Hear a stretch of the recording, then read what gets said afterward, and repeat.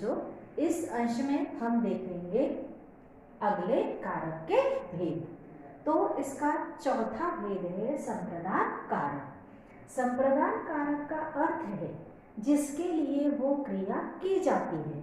किसी के लिए भी हम जो क्रिया करते हैं उसे कहते हैं संप्रदान कारक। किसी को कुछ देने की क्रिया करते हैं, जैसे यहाँ पर उदाहरण है, पिताजी भैया के लिए पेन लाए। पिताजी ने क्या किया? पेन लाया। किसके लिए लाया? भैया के लिए। तो भैया के लिए यहाँ पर पेन लाने की क्रिया हुई है। दादी जी ने भिखारी को वस्त्र दिए। भिखारी को यहाँ पर वस्त्र देने की क्रिया हुई है। तो ये हुआ संप्रदान कारक। जिसके लिए हम कुछ क्रिया करते हैं वो होता है संप्रदान कारक। और संप्रदान कारक के चिन्ह कौन से हैं? को, के लिए, के वास्ते। जैसे मैंने दीदी को गुड़िया दी, तो यहाँ पर हमें पता चलता है कुछ देने की क्रिया या फिर किसी के लिए कुछ करने की क्रिया का पता चलता है।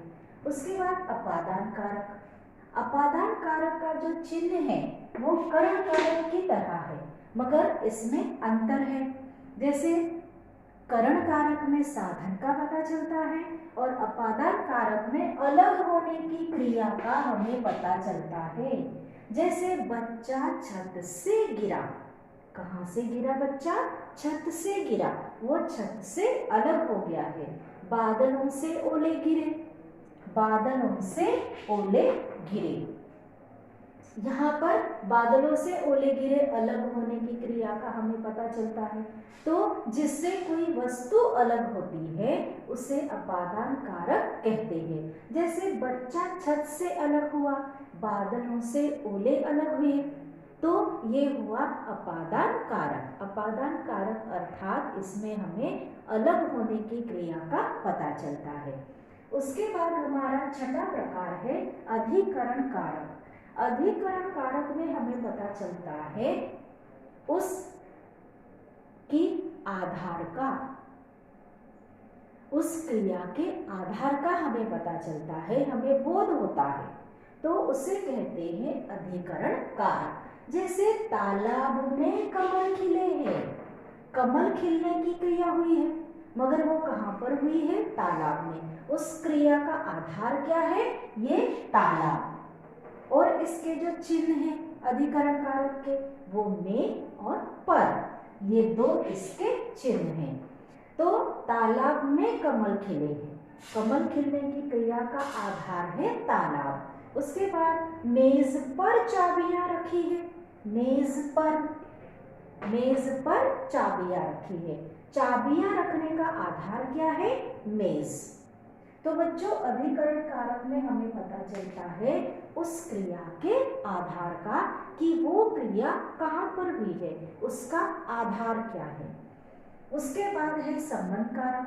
संबंध कारक में हमें पता चलता है एक शब्द का दूसरे शब्द से संबंध। जैसे यहाँ मैंने उदाहरण लिया है, यह मेरी पाठशाला है। हमारा और पाठशाला का संबंध दिखाया गया है। यहाँ पर मेरी पाठशाला है, मेरा और पाठशाला का संबंध यहाँ पर दिखाया है। उसके बाद यह गुड़िया मेरे दीदी की है। मेरे दीदी की गुड़िया है। ये किसकी गुड़िया है? दीदी की गुड़िया है। अर्थात गुड़िया और दीदी का यहाँ पर संबंध दिखाया गया है।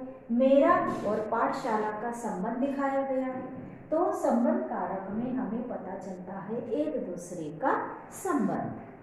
अंत में हम देखेंगे संबोधन कारक। इसका आखिरी प्रकार है संबोधन कारक। संबोधन कारक में हमें पता चलता है किसी को पुकारने की क्रिया या फिर किसी को सचेत करने की जो क्रिया होती है उसका हमें पता चलता है इस संबोधन कारक में। संबोधन कारक के चिन्ह हैं अरे, हे ईश्वर, ओ, अरे सब्जी वाले, अरे खिलौने वाले, अरे गुड़िया वाले इधर आओ। तो जब हम किसी को पुकारने की क्रिया करते हैं या फिर किसी को सचेत या सावधान होने की क्रिया करते हैं तो वो है संबोधन कारक। तो बच्चों इस तरह से हमने कारक के कुल 8 भेद देखे हैं। सबसे पहला है कर्ता, उसके बाद कर्म, करण, संप्रदान, अधिकरण, संबंध, उसके बाद है संबोधन, कारक। इस तरह से ये हुए कारक के 8 भेद। धन्यवाद।